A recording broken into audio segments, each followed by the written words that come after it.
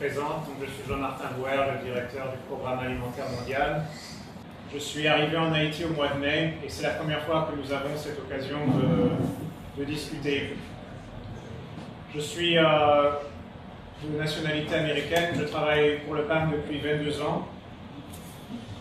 J'ai en Haïti eu le plaisir de venir dans le Nord une seule fois, puisque depuis ma visite au mois de juillet, il y a eu des événements du pays là qui m'ont empêché de venir faire des tournées en profondeur et me familiariser avec le programme. Donc me voilà devant vous aujourd'hui pour faire un monde honorable et prendre contact avec la presse du Cap. Vous êtes les yeux et les oreilles de la population et donc il est important que nous ayons une bonne relation de travail.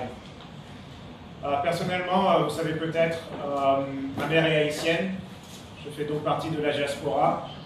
On va parler en créole tout, si vous voulez. Mais je vais faire au moins ma présentation en français. Je suis aussi là ce soir pour vous faire une annonce. Je voudrais vous annoncer que le PAM change de cap dans le nord d'Haïti. À partir d'aujourd'hui, 16 000 enfants des communes de Saint-Raphaël et de Dondon pour recevoir dans leur cantine scolaire un repas chaud à base de produits à 100% achetés et produits ici en Haïti. Ça marque un grand changement par rapport à la politique d'alimentation scolaire traditionnelle dans le pays. Et le PAM marque son intérêt et sa détermination à appuyer ces programmes sur la production locale. J'étais ce matin avec mes collègues, avec Paul Ukraine ici présent, au niveau du nord-est, dans la zone des Perches. Et il est évident que le potentiel productif et que les capacités productives sont suffisantes pour pouvoir au moins alimenter certaines cantines en alimentation locale.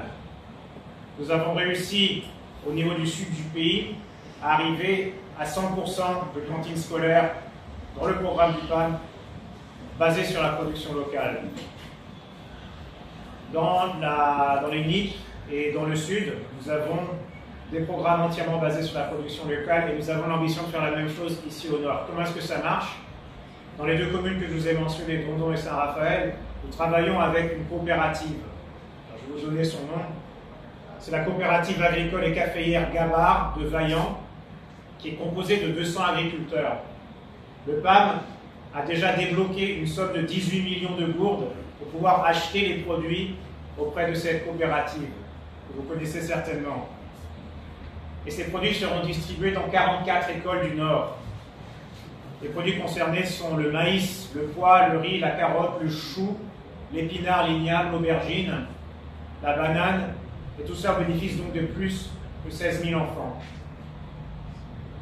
Nous espérons que grâce à cette infusion de cash, les capacités productives des membres de cette coopérative seront décuplées.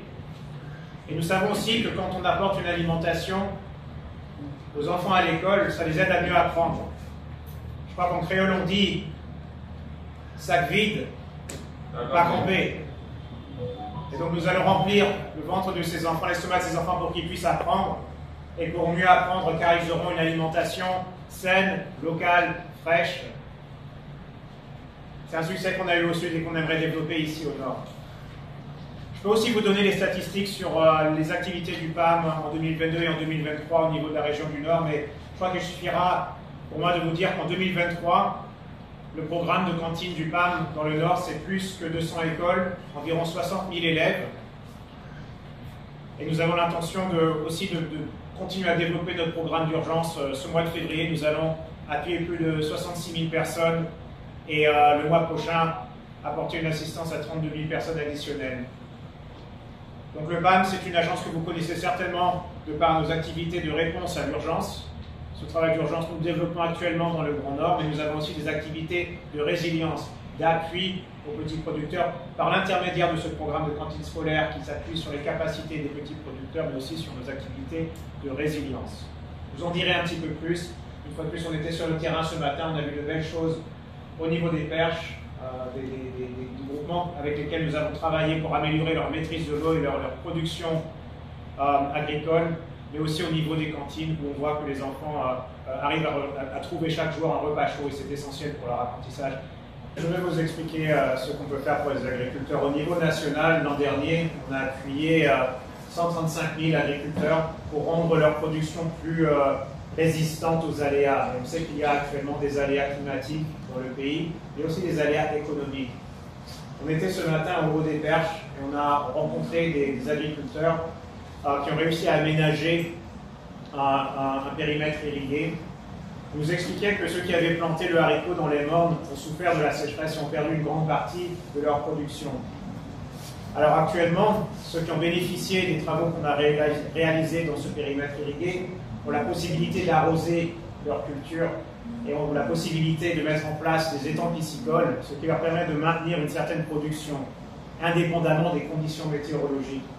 Alors j'ai quelques réalisations à vous mentionner sur l'appui aux producteurs ici au niveau de la région. Donc, au niveau de l'Imbé, on a fait une certaine réalisation, y compris traiter des ravines. Donc, nous avons traité 1,67 km de ravines là-bas. Nous avons réhabilité 1300 mètres de route. Nous avons aussi traité des bassins versants et réhabilité et valorisé ces bassins versants, donc sur plus que 8 hectares. Au niveau de Limonade, on a réhabilité des canaux d'irrigation sur plus de 3 km. Dans la plaine du Nord, pratiquement 4 km de canaux ont été réhabilités. Au quartier Morin, c'est plus que 8 km de canaux qui ont été réhabilités. Alors ce matin, au niveau des Perches, ils ont réhabilité, curé 3 km de canaux et on a fait des extensions des canaux d'irrigation sur plusieurs centaines de mètres pour permettre l'extension des surfaces et des superficies cultivées.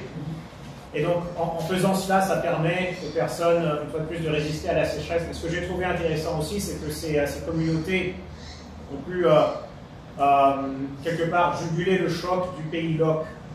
Il y a eu, comme vous le savez, une grande perturbation de l'économie au mois de septembre, octobre, novembre, quand il y a eu l'interruption de la circulation des biens et des personnes sur le territoire à cause du pays LOC. Mais dans ces communautés-là, où il y a eu une bonne production, au moment où on a réussi à stabiliser la production, les gens n'ont pas souffert de faim. Alors, j'habite à Port-au-Prince, le pays LOC, ça a été une épreuve pour les ménages de Port-au-Prince qui doivent au jour le jour acheter leur alimentation sur les marchés. Quand les marchés sont fermés, quand la circulation s'interrompt, c'est un grand problème.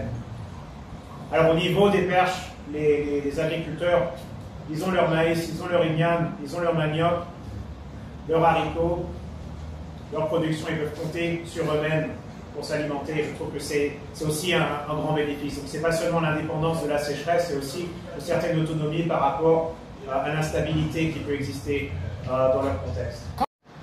L'objectif de cette conférence de presse, c'est de vous parler directement. Une fois de plus, vous êtes les yeux, les oreilles de la population du Grand Nord. Nous avons besoin de vous pour correctement faire notre travail dans ce pays.